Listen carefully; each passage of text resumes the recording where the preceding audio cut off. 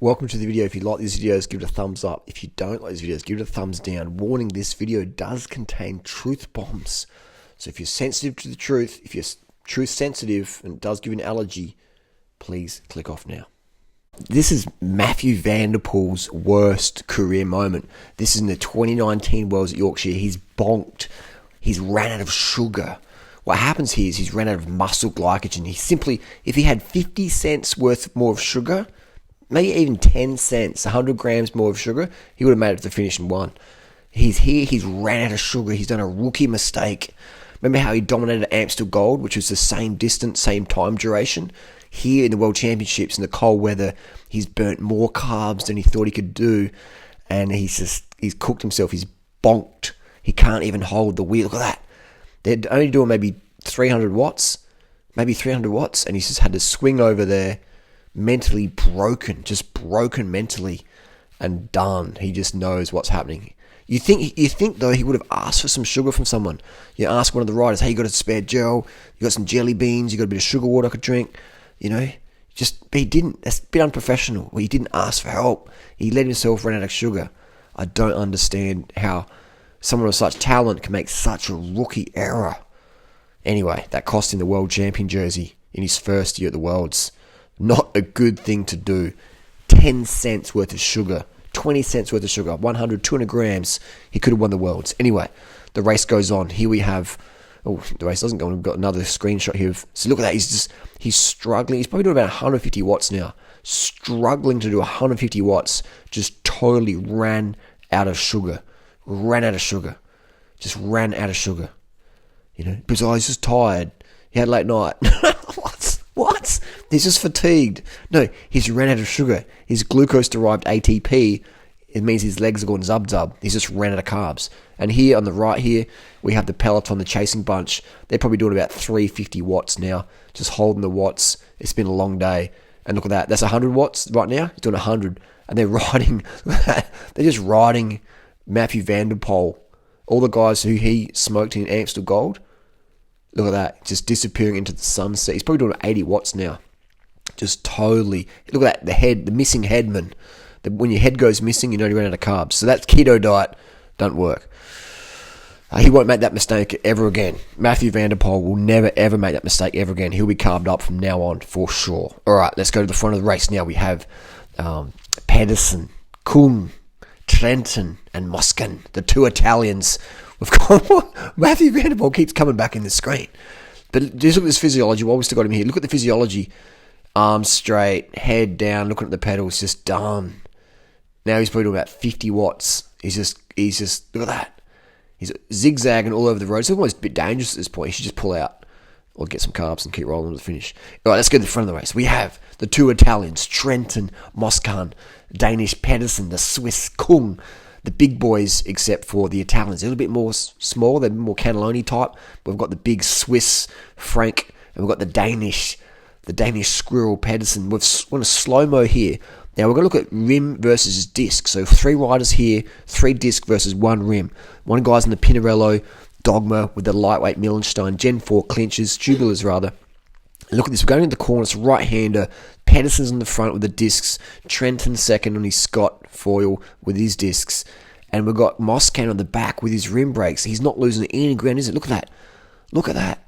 Moscan is still holding that perfect line right on there. So there's no loss. Look at that, no loss of performance. Right, no, and they're all out the saddle pretty much. Trenton's just up the ante, and they're going for it. They're swapping off. Everyone's out the saddle, right? So look at that. There's no loss of performance there. In the wet, you have an advantage. If you're a noob, you will, but if you're a pro, you won't. The disc brakes are not needed for professionals. Disc brakes, 100%, are pushed by the bicycle market industry. Disc brakes are great for noobs. Great if you're a bicycle commuter. If you're an Uber Eats rider, they're fantastic. But if you're a professional road racer, we show here discs are dead weight unnecessary. And if you watch this live, you can hear the disc brake rubbing, all the noises, the squeaking and the groaning and all that stuff. So if your disc brakes are squealing, that's just normal, all right? The pro peloton has that same issue. You're not alone. It's just how it is. It's only noise. Doesn't matter. All right, so now we're coming to this downhill here. And this is, if you've ever ridden these wheels that Moscan's riding, they're lightweight Millenstein. and they're so sketchy. They basically have no brakes, man, really. Like, you're braking in the wet on lightweight rims. It's the worst ever, man. They have the lightweight rims are the most expensive wheels out there, and they are the shittest in terms of braking performance. I've got a pair, I know. I've got a few pairs, actually. And they look great, and they go good uphill. They're good for the gram. But when it comes to braking performance in the wet, they are shockingly dangerous. They feel so sketchy. But again, I'm an amateur. These guys are pros. They don't need good brakes. They just need enough brake. And we see here on that downhill, Moscan did not lose contact at all. Moscan's about to get popped off the back because he's going to do a Mathieu van der Poel keto. He's about to hit ketosis. So you can see here, Moscan, you can watch his head. He's wearing the white helmet there with the blue jersey. He's looking back. He's seeing the team car. Maybe they're saying, eat some more pizza or get a bit of sugar in you. I'm not sure what they're saying. Pizza margarita. I'm not sure what they're saying exactly, but Moscan should be having some gels at this point. We've got 8Ks to go, right? So this is where if you've got any sugar left, you want to guzzle the sugar in there. I'm not sure if there's a ban on food right now, if they're allowed to take some carbs in from the car. But if you've got any carbs left in you, now's the time you need to get them in, because if you lose 10 watts in the sprint, it's game over, as we'll see. Riders did not fuel enough for this race, which is tough. It's very, very cold.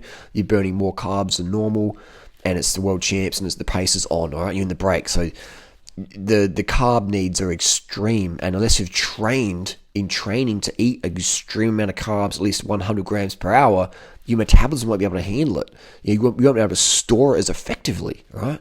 So this is why you never do fasted training. You always have to train with the carbs, because then you have the enzymes, all right? Because in a race, if you run out of sugar, you just get dropped like Van der Poel did, all right? So when you're in ketosis, you're doing 100 watts. If you're really fit, you're doing 150 watts. In a pro race, you're bye-bye. Ketosis, bye-bye off the back, all right? So you need to train in training with a lot of carbohydrates. So when it comes to racing, your body can handle that, and it can just store the glycogen and replenish it as you go along. Look at this downhill. This is so sketchy. Look how slippery there's leaves there. There's oil on the road, bit of slicks here and there. And Moscan didn't even lose a wheel, and he's got the worst brakes ever.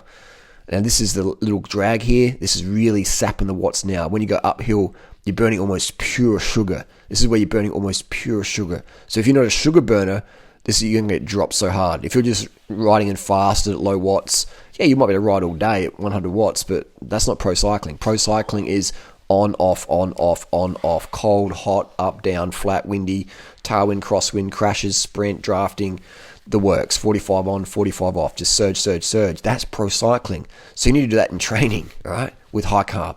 So look at this. Mads Pedersen's almost losing contact. Moscan's head, look at that, the head disappeared. Here we go.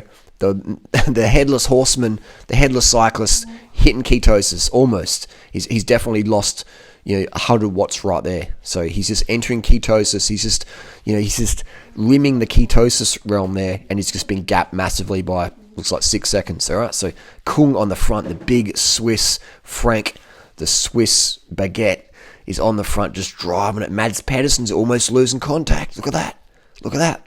The Danish squirrel is almost losing the tree, and Trenton is holding that wheel really good.